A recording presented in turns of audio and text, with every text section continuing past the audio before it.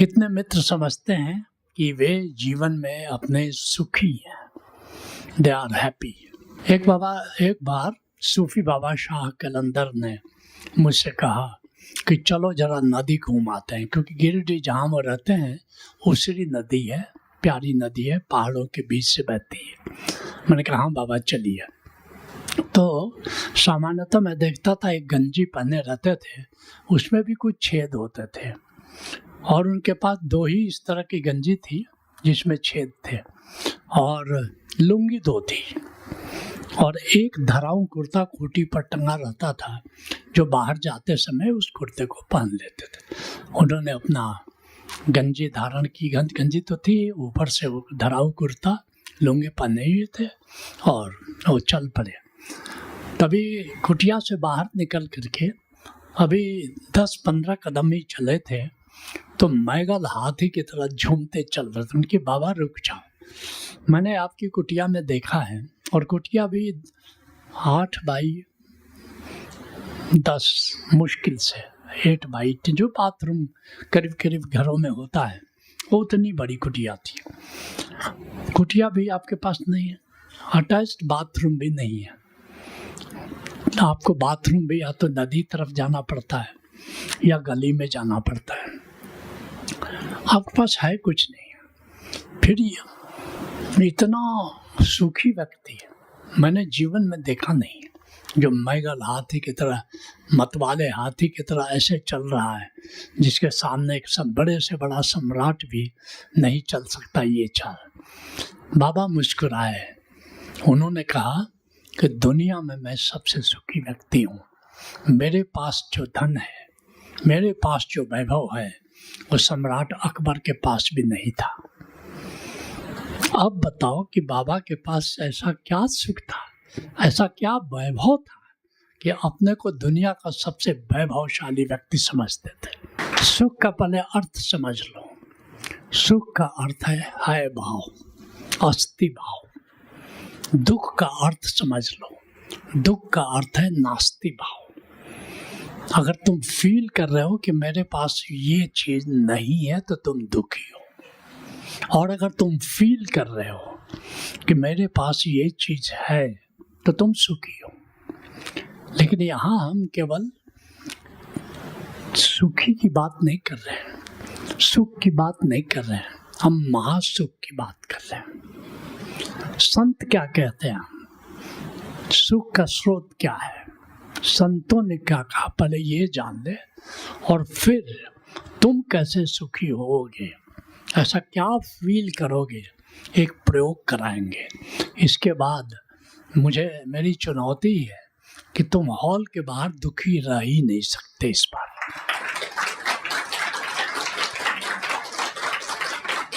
जैसे कागज की फैक्ट्री में बांस आता है और कागज बन करके निकलता है। बांस का मतलब दुखी व्यक्ति, कागज का मतलब सुखी व्यक्ति। तो मैं मान लेता हूँ कि चलो कुछ दुख तो तुम भी लाए हो अपने साथ। तो यहाँ से अब हॉल से जब निकलोगे तो बिल्कुल सुख का खजाना लेकर के जाओगे। लेकिन पहले आओ जानते हैं संत सुखी होता है। कबीर कहते हैं कि जो सुख पाऊं नाम भजन में, सो सुख नाही अमीरी में, मन लागो मेरे यार फकीरे में। कबीर जैसा फकीर बन के यहाँ से जाना है, तो उस फकीरी की यात्रा पर चलते हैं जिसे फकीरी प्राप्त होती है और फिर महासुख प्राप्त होता है। आओ पहले संतों को सुन लेते हैं, फिर उस प्रयोग से हम सब गुजरते हैं। सुनो गुरु अर्जुन देव जी क्या कहते हैं। ताप, पाप, संताप। ताप, वर्तमान के दुख को ताप कहते हैं, कष्ट है, शरीर में मन में कष्ट है, ताप। पाप, अतीत के दुख को पाप कहते हैं। अतीत का दुख क्या है, पाप है, ग्लानि से भरे हुए हो। और संताप, चिंता को कहते हैं, भविष्य के दुख को संताप कहते हैं। ताप, पाप, क्योंकि जब तक ये तीनों है तब तक तुम सुखी नहीं हो। जब तक ताप है या पाप है या संताप है, तब तक सुखी होने का कोई उपाय नहीं है। ताप पाप संताप विनाशे, हरि सुमिरत किलविख सब नासिक। किलविख किसको कहते हैं? दुख को कहते हैं। हरि सुमिरन करने से ये सब नष्ट हो जाते हैं और तुम सुखी हो जाते हो। ये कौन कह रहा है? गुरु अर्जुन देव जी कह रहे हैं। दादू साहब क्या कहते हैं? संत दादू कहते हैं रतन पदार्थ माणिक मोती, ये सब धन के पर्याय हैं। तो रतन पदार्थ माणिक मोती, हीरों का दरिया, हीरों की नदी बही चली जा रही है। कैसे? चिंतामणि चितराम धन। चिंतामणि कहते हैं ऐसी मणि प्राप्त हो जाए जिससे सारी चिंता दूर हो जाए। और राम धन, सबसे बड़ा धन कह रहे हैं कि राम धन है, ब्रह्म का धन है। और घट अमृत भरिया, कहते कि मेरे घटाकाश में अमृत भरा हुआ है। संत दादू अन्यत्र कहते हैं जाको राम जी धनी है ताको काहे को कमी है। जिसके पास राम धनी है, राम धन की बात नहीं आ रही है, स्वयं राम धनी तुम्हारे हाथ में है, स्वयं कुबेर तुम्हारे हाथ में है, उसको क्या चीज़ की कमी हो सकती है भला? धन मिल जाए, मकान मिल जाए, दुनिया का सारा सुख मिल जाए, पति पत्नी बेटा परिवार नाती सब मिल जाए, वो सुखी नहीं है। जिसको राम ही मिल गया, जिसकी मुट्ठी में राम आ गया, वही धनी कहने का साहस कर सकता है। कहते हैं सुंदरदास, सुंदर सदगुरु यों कहे आ सकल शिरोमणि नाम। कहते हैं मेरे गुरु ने बताया है कि सबसे ऊपर महासुख का सबसे बड़ा स्रोत नाम है, ओंकार है। ताको निस्दिन सुमिरिए, इसलिए नाम का सुमिरन करो। इससे क्या होगा? सुख सागर, सुख धाम। नाम के सुमिरन से सुख का सागर हाथ लग जाता है। सुख का धाम, सुख का जो स्रोत है वो तुम्हारे पास पता चल के आ जाता है। नाम सुमिरन के पीछे सुख आ जाता है। सुख नाम सुमिरन की छाया है। दीन दरवेश क्या कहते हैं? कहत दीन दरवेश फिक्र अब दूर करीजे। कहते सारी चिंता अब छोड़ दो। कैसे? तब ही आवे चैन। सुख कब मिलता है, चैन कब मिलता है? जीव जब जिक्र करीजे। जिक्र मतलब नाम का सुमिरन। नाम का सिमरन करते ही महासुख की प्राप्ति होने लगती है। कैसे होने लगती है ये सूत्र बताएंगे, ये प्रयोग में बताएंगे। अभी भी तुम नाम सिमरन करते हो लेकिन सुख नहीं मिल रहा है, क्योंकि एक मिसिंग पॉइंट है। तभी तो उपनिषद की जरूरत है। सिमरन तो तुम सब लोग कर रहे हो लेकिन सुख ही नहीं महसूस कर रहे हो। कहीं न कहीं कोई पॉइंट मिसिंग है। तो आज उस मिसिंग पॉइंट को भी हम जानेंगे कि सुमिरन करते हुए दुखी क्यों है। आश्चर्य की बात है, संत बड़ा आश्चर्य करें। और संतों की बात है कि वो मिसिंग लिंक छोड़ देते हैं। कितना स्पष्ट कर रहे हैं, लेकिन नाम सुमिरन सब कर रहे हैं, लेकिन है तो सुखी तो नहीं है, महासुखी तो नहीं है। राइट। सूरदास, जो तू राम नाम धन धर तो, अगर राम नाम धन को तुम बटोर लेते अगर, तो अब को जन्म आगली तेरो दो ही जन्म सुधर तो ये जन्म और अगला जन्म दोनों सुधर जाता। लेकिन क्या कर रहे हैं? राम नाम को धर तो, राम नाम की पूंजी अगर जमा करते तो तुम क्या करते हो?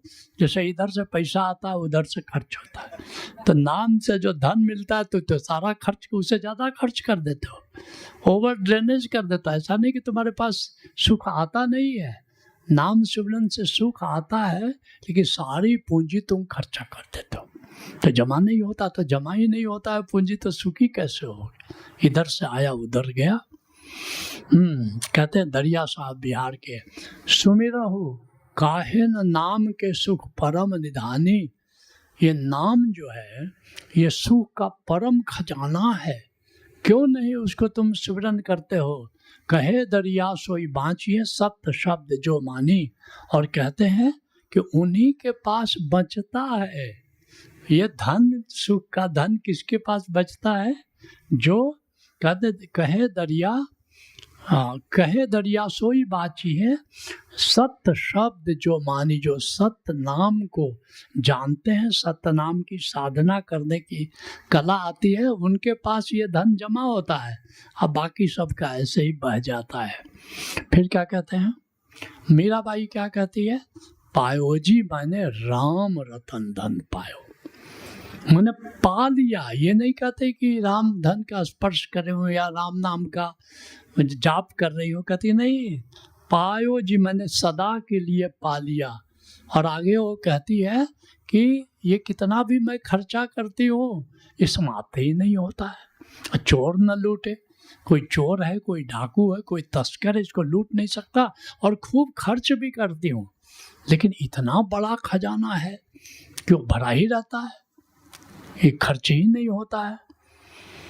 फिर क्या कहते हैं गुरु रामदास, क्या कहते हैं, पार ब्रह्म परमेश्वर स्वामी दुख निवारण नारायण है। यह जो नारायण, ये जो नाम तत्व है, ये जो ब्रह्म तत्व है, कहते हैं कि ये दुख को दूर कर देता है। और सगल भगत जाचहि सुख सागर भाव निधि तरन हरि चिंता मरे। इसलिए सारे भक्त क्या चाहते हैं, ये सुख का निधान, नाम का ध्यान मिल जाए। तो नाम स्मरण कर रहे हो, लेकिन नाम का धन तुम्हारे पास नहीं, जमा नहीं हो रहा है, उसकी पूंजी जमा नहीं हो रही है, इसलिए तुम सुखी नहीं हो।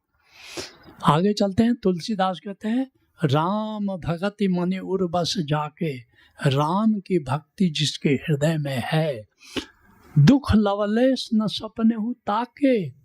सपने में भी वो दुखी नहीं होता, बड़े से बड़े सुखी व्यक्ति भी सपने में दुखी हो जाता है। कहते कि सपने में भी नहीं होगा। फिर क्या कहते हैं तुलसीदास, चतुर शिरोमणि तई जगमाही, जे मणि लाग सुजतन कराई, वो चिंता मणि है। इसलिए उसके लिए जो प्रयास करता है वही चतुर है, और बाकी सब ऐसे ही है, ना समझ है। आगे क्या कहते हैं गुरु अर्जन देव जी, क्या कहते हैं, मनमुख भूखे दह दिस डोले बिन नावे दुख पाई। जो मनमुखी होता है वो नाम को जानता नहीं है, नाम का सुमिरन नहीं करता है, और दुख में जीवन को व्यतीत कर देता है। गुरु रामदास जी क्या कहते हैं, पार ब्रह्म परमेश्वर स्वामी दुख निवारण नारायण है। ये दुख का निवारण करने वाला तत्व है वो ब्रह्मनाद है। और सगल भगत जाचहि सुख साचहि, इसको चर्चा पहले भी कर चुके हैं। सुख सगल भगत जाचहि सुख सादर भवन निधि तरन हरि चिंता मणे। गुरु अर्जन देव जी कहते हैं, भई परापत वस्तु अगोचर राम नाम रंग लागा। अगोचर इंद्रियातीत एक धन मुझको मिल गया है, और क्या करते हैं कि राम के नाम का रंग चढ़ गया। राम नाम का सुमिरन तो तुम करते हो, लेकिन तुम पर रंग नहीं चढ़ता।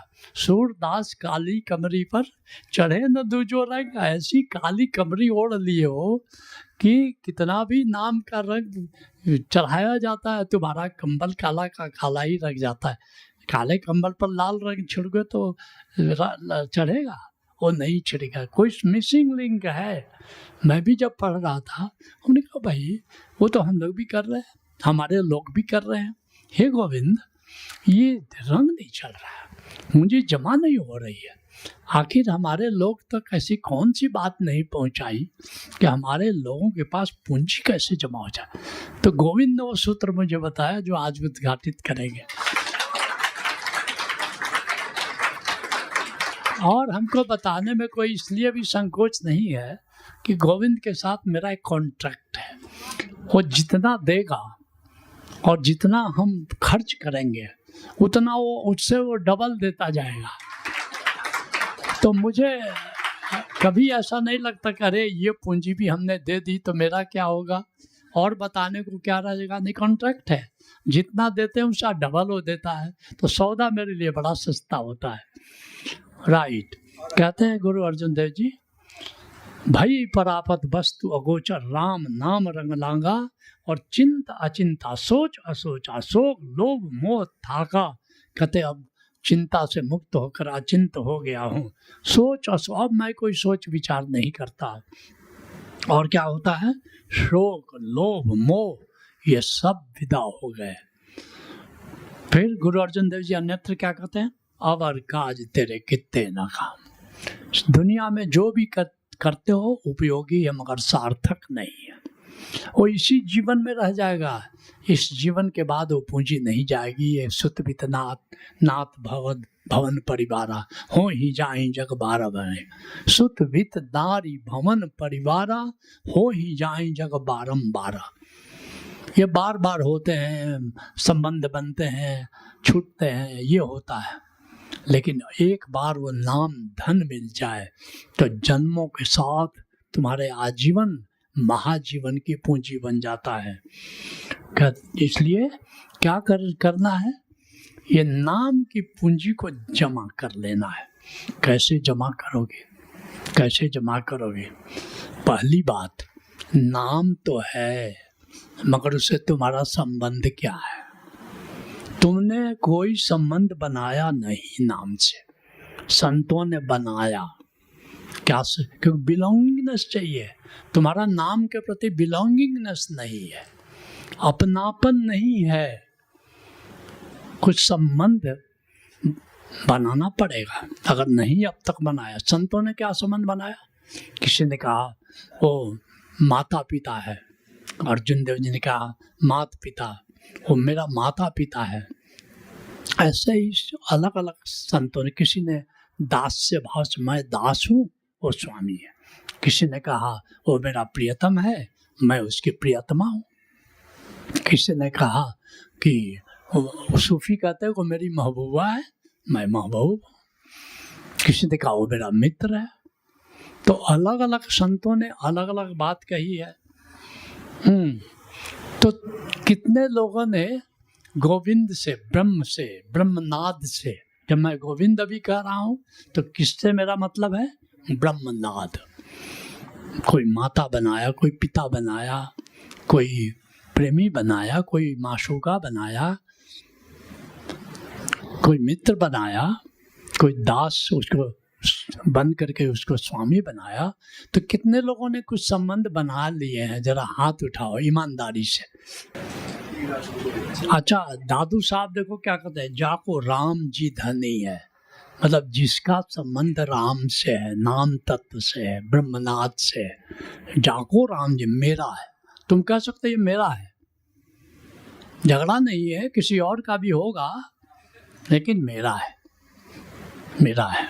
जैसे माँ कह सकते ये मेरा बेटा है, भाई वो पिता का भी बेटा है, इसे क्या करना है। लेकिन ये एक बात पक्की, मैं जानती हूँ कि मेरा बेटा है। जाको राम जी धनी है। तुम तो बड़े शौक से कह देते हो कि मेरा मकान है, मेरी जमीन है, मेरी पत्नी है, मेरा बेटा है। क्या उसी अधिकार से तुम कहते हैं कि राम मेरा है, मेरा सो एंड सो है?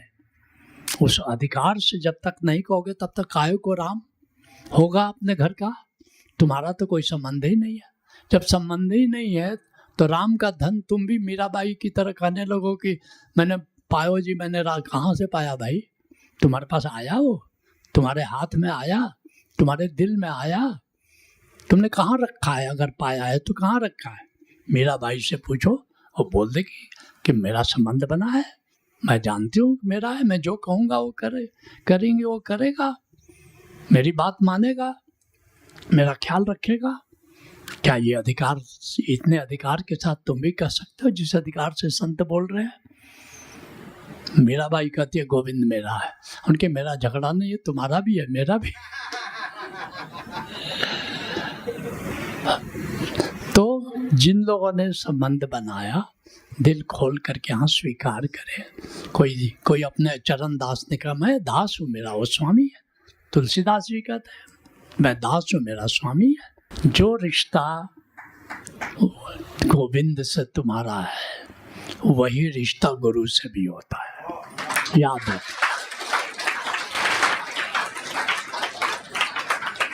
अब इस आधार पर सोचो कि गोविंद तुम्हारा क्या लगता है। अब कुछ बात समझ में आ रही है? राइट। सूरदास भी अपने को दास मानते थे और कृष्ण को अपना स्वामी मानते थे। उनके गुरु वल्लभाचार्य आ गए और उन्होंने कहा सूरदास एक गीत सुनाओ, और सूरदास ने भजन गाया कि मैं दास हूँ, तू स्वामी है और ये हो। वल्लभाचार्य बड़े नाराज हो गए। बोला सूर हो के ज्ञात काय को हो।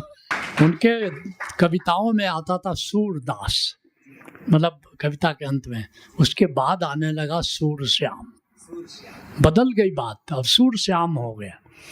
तो श्याम को उन्होंने क्या मान लिया, वही सर्वश्रेष्ठ रिश्ता है।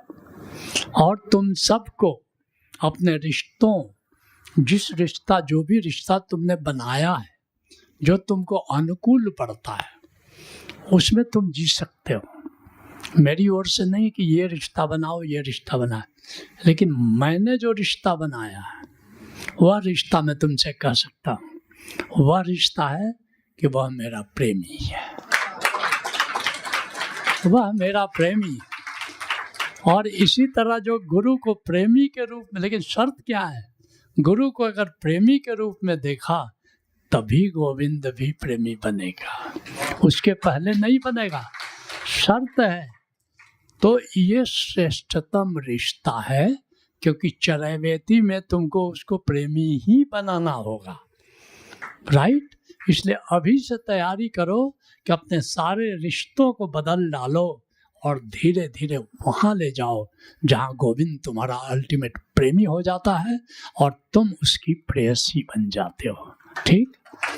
तो ये हिम्मत करना पड़ेगा।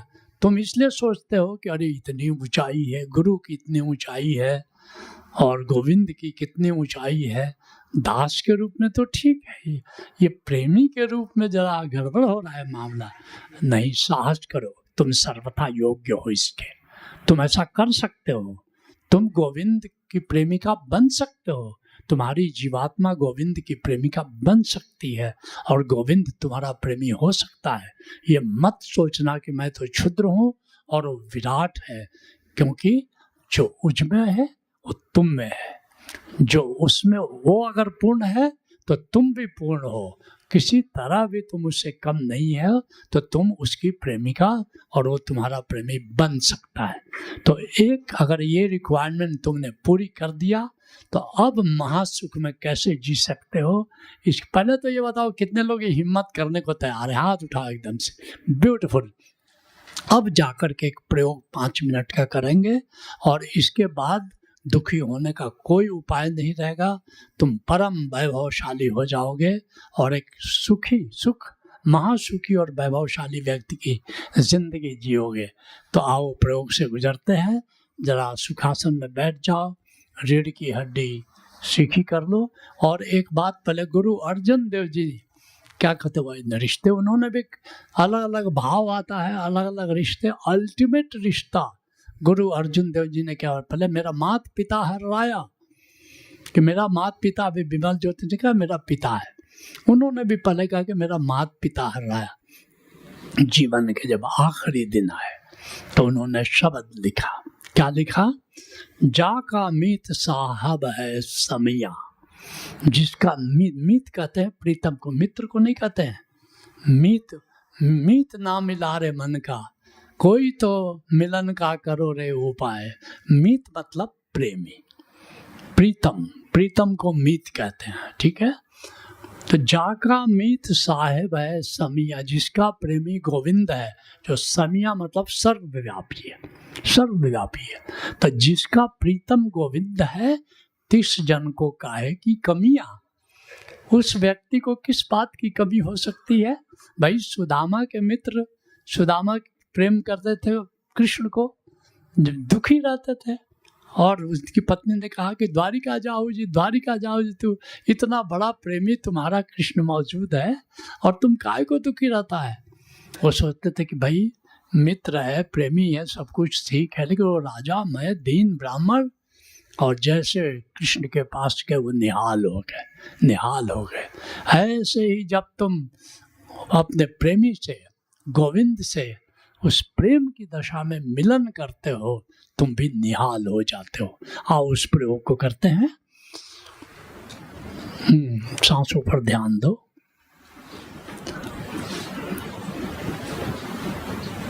सांसें लंबी गहरी। लंबी सांसों के बिना साधना नहीं होती। लंबी गहरी।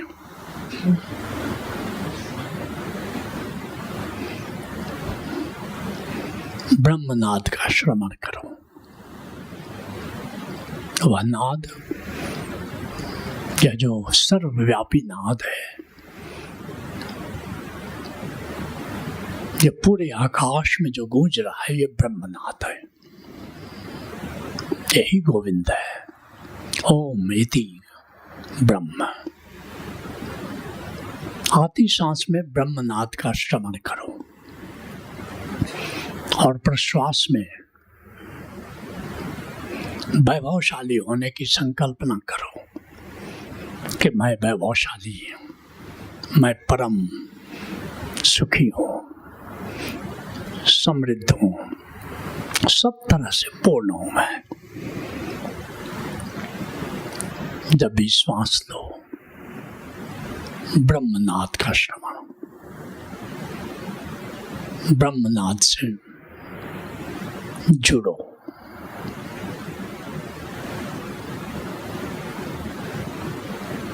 उसे अपना प्रीतम जान करके उससे जुड़ो। हिचक नहीं, वह तुम्हारा प्रेमी है।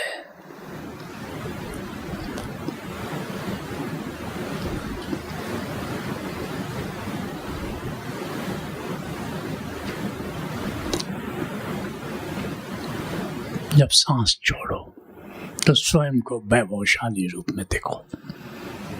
सुख निधानी, सुख का निधान हो तुम, सुख का सागर हो तुम, सुख का समंदर हो तुम। सांस लो तो ब्रह्मनाद का श्रवण करते हुए उसे प्रेमी रूप में देखो।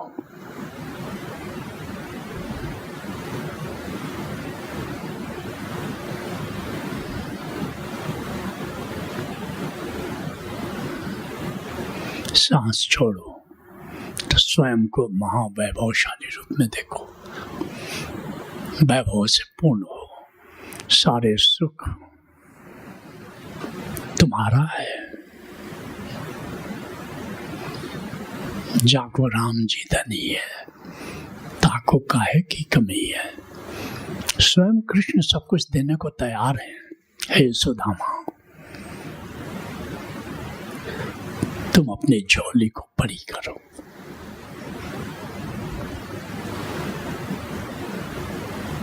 तुम सारे वैभव के मालिक हो सकते हो। गोविंद तुम्हारा है, तुम्हारा प्रीतम है। जो गोविंद का है वो तुम्हारा है।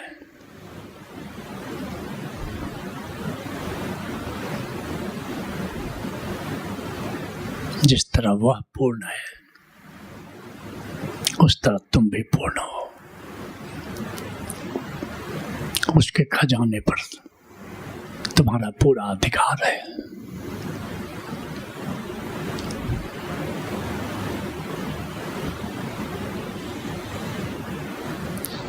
वह तुम्हारा प्रीतम, वह तुम्हारा मीत। महसूस करो कि वो मेरा है, मैं उसका हूं।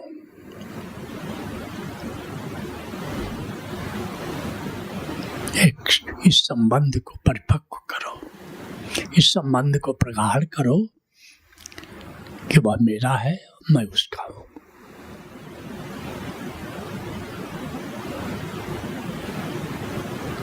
स्वयं को के वैभव को बढ़ते हुए देखो।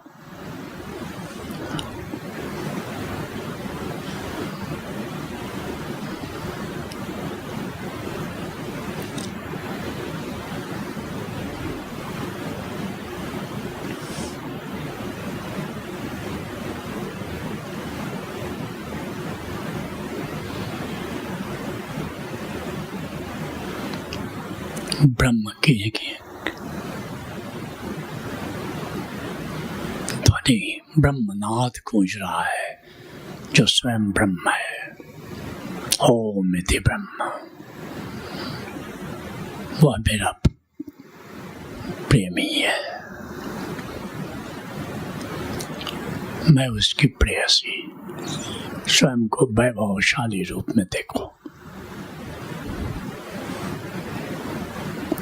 कोई खालीपन नहीं है तुम्हारे भीतर, सब कुछ भरा भरा है। वैभव से भरे अपने स्वरूप को देखो, सारा सुख तुम्हारा है। तुमसे सुखी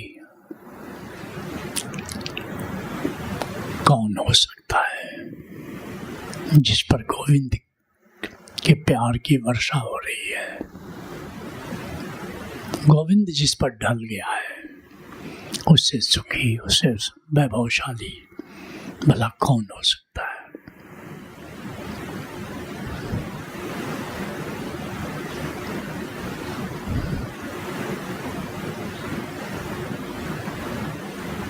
आती सांस में ब्रह्मनाद सुनते हुए ब्रह्म से जुड़ो। जाती सांस में अपने विराट वैभवशाली स्वरूप को देखो, अपने पूर्णता को देखो।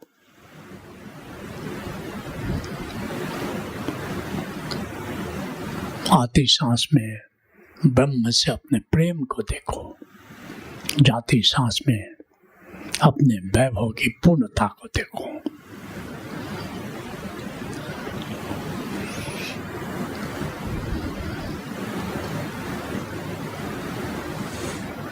तोहे मोहे नाते अनेक, मानिए जो भावे, ज्यों त्यों तुलसी कृपाल चरण शरण आवे। हे गोविंद, आपके और हमारे बीच कई नाते हैं, आपको जो भाए उसी रूप में मुझे स्वीकार करिए। मैं इसी से धन्य हूँ, यही मेरा वैभव है, यही मेरा खजाना है, यही मेरा जीवन है।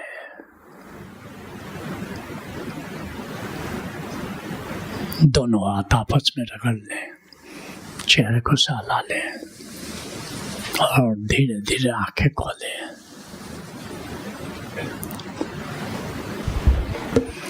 अब इस प्रयोग को तुमको घर पर भी दोहराना है। जब भी खाली समय हो और तुम देखोगे चारों तरफ से वैभव तुम्हारी ओर दौड़ा चला आता है, एक चमत्कार तुम्हारे जीवन में घटेगा कि कहाँ से आ रहा है, कैसे आ रहा है, तुमको पता भी नहीं चलेगा। और धीरे धीरे तुम्हारा बाहरी वैभव और भीतर वैभव दोनों ही बढ़ता चला जाएगा। तुम सही मामले में जोरवादा बुद्धा हो जाओगे। केवल आंतरिक वैभव की बात नहीं हो रही है, बाहरी वैभव भी बढ़ेगा, आंतरिक वैभव भी बढ़ेगा। ये मेरा आश्वासन है।